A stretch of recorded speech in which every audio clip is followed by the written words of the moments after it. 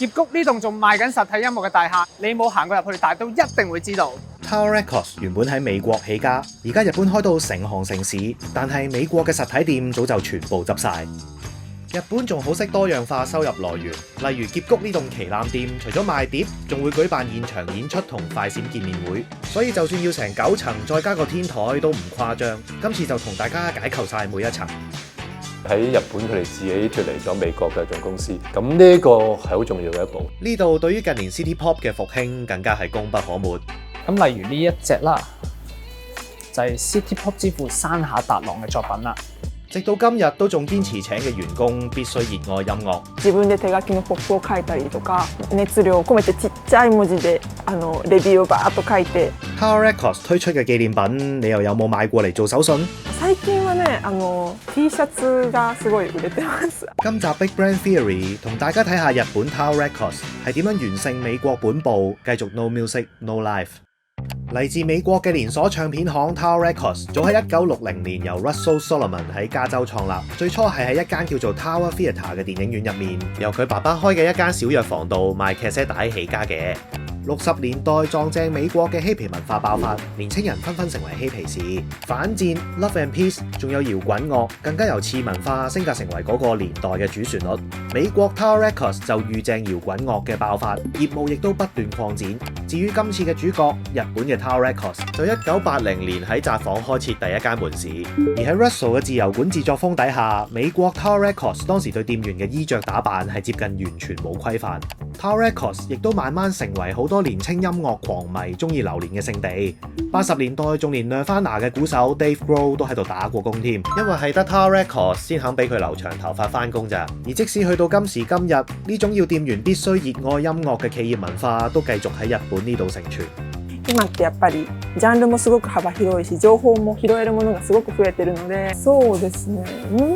スタッフ採用の時は音楽の知識が深いかということよりも、音楽に対する愛情があるかみたいなところの方が重要かもしれないですね。90年代 Tower Records 仲進駐過香港同埋台灣，高峰時期全球有超過200間分店。但係輝煌嘅歲月過後，美國 Tower Records 嘅門市最終喺2006年全部結束營業。而日本呢，未計餐廳 cafe， 而家全國就有超過60間 Tower Records 嘅分店。其實去得多嘅 Tower 咧，反而係日本啦，特別係Shibuya有間95年開之後咧，無論住嗰頭又好，或者係去開Fuji Rock 第一屆97年我有去啦，因為開咗冇幾耐咧就發生意外啊！就係哇 Chili Peppers 叫大家一齊 smosh 一齊 mosh pit， 咁跟住咧就好多人受傷啊！跟住真係喺富士山腳啊嘛。香港嘅 Tower Records， 我印象中就係90頭嘅時候喺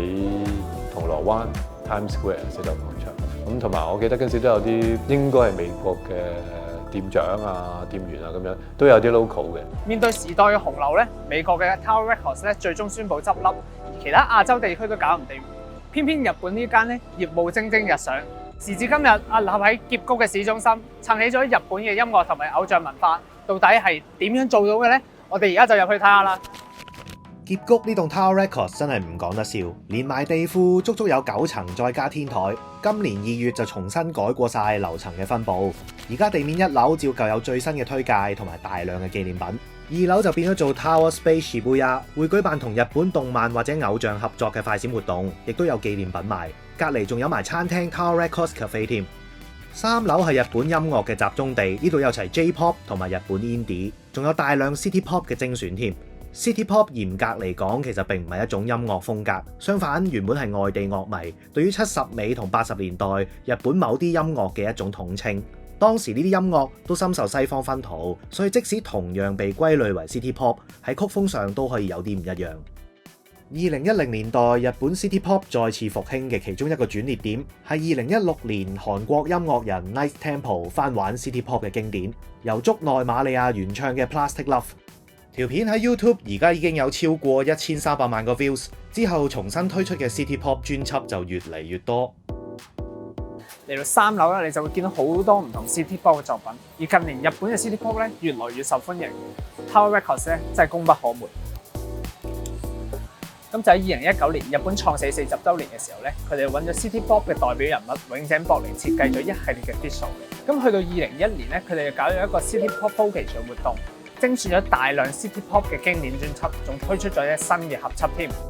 美國嘅 Tower Records 實體店喺2006年全數結業，而日本分部2002年就有先見之明進行管理層收購，買起翻美國總公司嘅版權。日本 Tower Records 亦都由呢個時候起正式獨立。而日本咁佢哋都叻嘅，佢哋自己獨立成軍，將嗰盤生意係本地化咗，開咗自己嘅企業，咁變咗不受影響，可以繼續營運。反而而家你去到英美都冇實體嘅 Tower 㗎啦，而佢哋之後咧就反而係繼續捱過咗一關又一關。再上一層4樓，可以話係 ACG 文化愛好者嘅天堂。除咗有唔同偶像團體嘅最新出品，仲有大量動漫同電玩文化衍生嘅影音作品。心底入面毒性都唔弱嘅主持 Alex 咧，蒲呢層就蒲咗最耐啦。咁如果你人係動漫迷同埋 game 迷嘅話咧，呢度真係你嘅天地啦。喺呢一邊咧，其實就有漫畫同埋遊戲嘅作品，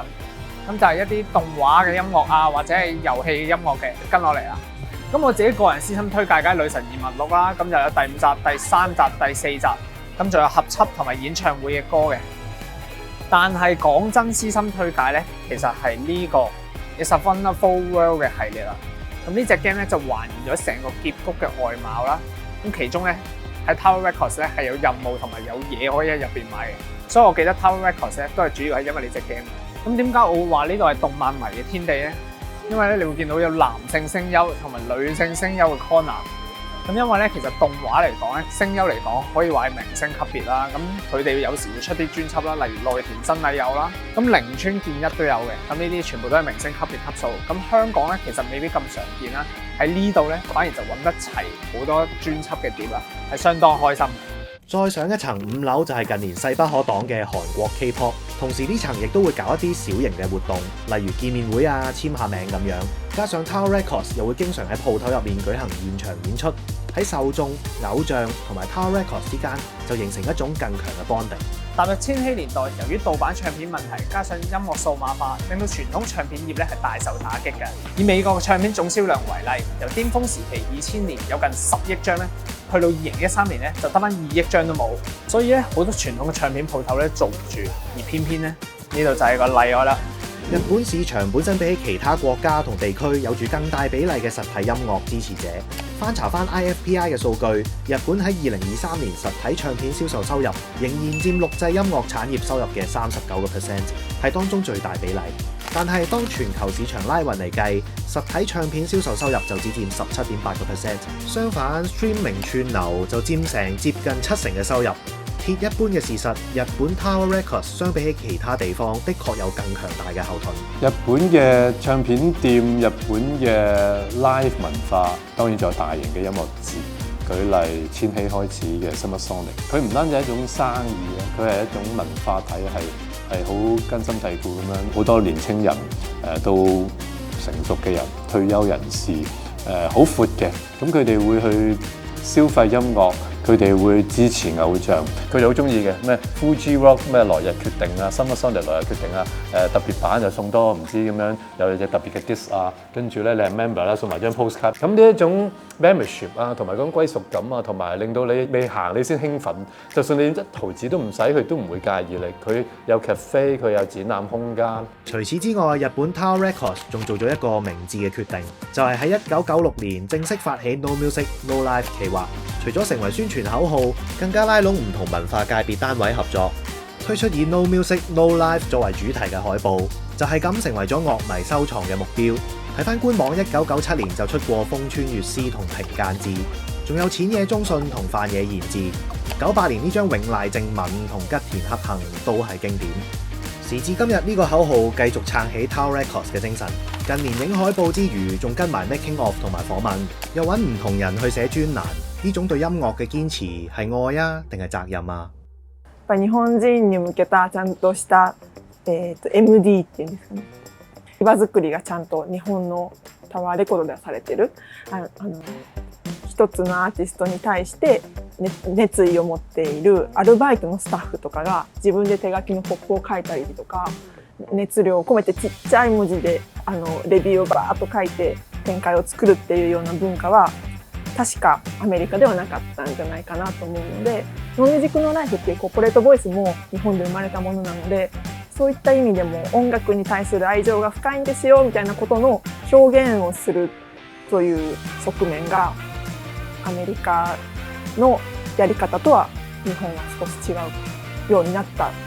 じゃないかなと思います。除咗海報之外，日本 Tower Records 推出嘅紀念品亦都非常受歡迎，大量 T 恤、耳機、雨褸，連 CD player 都有得賣。難しいな。最近はね、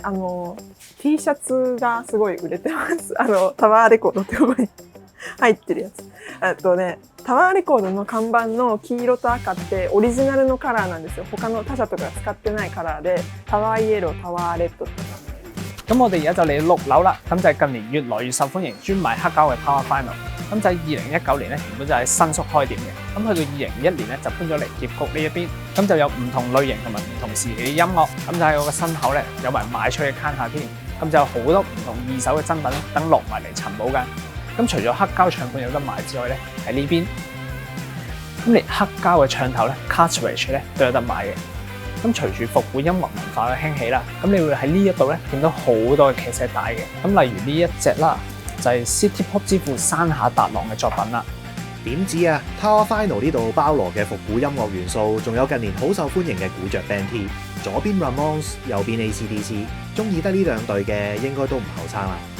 其中我一個中意嘅日本女歌手宇多田光，買唔到香港演唱會飛，而家就買隻碟翻去當補數啦。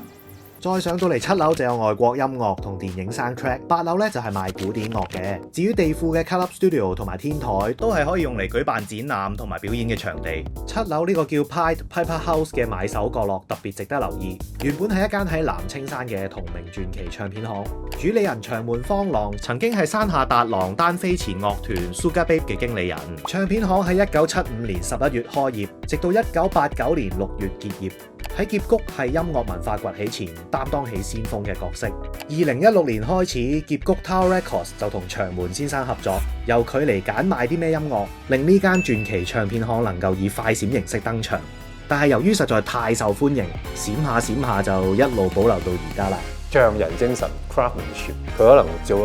做一個筷子或者由呢個漆器嘅碗，佢要幾多浸油。之後可能做1年先做一個，即係誇張地講，但係佢係佢畢生嘅追求嚟。去到講流行文化，佢哋結合到工業同埋嗰種藝術，係能夠將佢哋互相發揮到，而你接收嘅時候係唔會純粹即係好似覺得喺度狂消費，即係一種感官消費，而係嗒落有味喎。食神話齋，只有用心先可以做到最好。日本 Tower Records 除咗用心之外，仲識得不斷去調整經營策略。近年除咗順應音樂嘅潮流，大推 City Pop 同埋擴充 Tower Vinyl 嘅黑膠業務之外，2020年又開通海外配送服務，而家喺 online store 買嘢，香港都送到。又搞多個叫 Wear the Music 嘅支線企劃，主力推出自家服裝同埋配件，都仲未夠，仲有自己公司嘅經理人去幫手捧藝人同埋偶像，甚至聘用自己嘅編採團隊去推廣唔同類型嘅音樂。再加上日本市場本身就更傾向於買實體音樂。所以你話係咪抵佢贏呢？